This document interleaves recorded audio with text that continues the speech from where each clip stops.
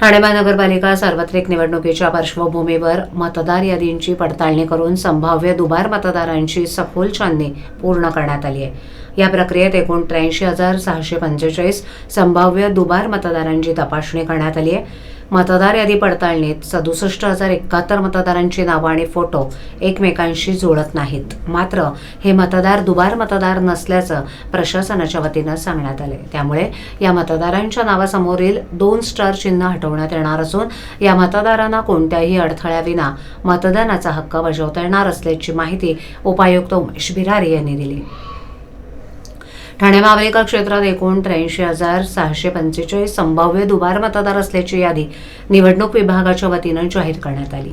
त्यामुळे या दुबार मतदारांच्या छाननीचं काम देखील सुरू करण्यात आलं होतं। दरम्यान मतदार यादीत नाव आणि फोटो पूर्णतः समान असलेले 16,574 मतदार प्रत्यक्ष दुबार असल्याचं स्पष्ट झालंय।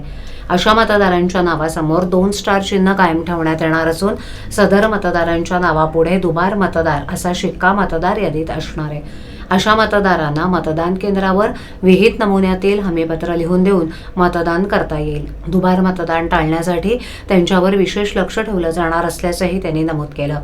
संबंधित मतदारांना आपण एकाच ठिकाणी आणि एकदाच मतदान करत असल्याचं लेखी हमीपत्र दिल्यानंतर मतदानाची परवानगी देण्यात येणार असल्याची माहिती उपायुक्त उमेश बिरारी यांनी दिली।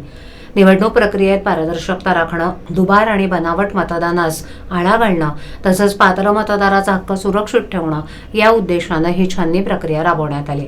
मतदार यादी अचूक आणि दोषमुक्त असणं लोकशाहीच्या दृष्टीने अत्यंत महत्त्वाचं असल्यानं प्रशासनाकडून ही कार्यवाही काटेकोरपणे करण्यात येते। या सुधारणांमुळे ठाणे महापालिका निवडणूक अधिक पारदर्शक, विश्वासार्ह आणि सुरळीतपणे पार पडेल असा विश्वास प्रशासनानं व्यक्त केलाय।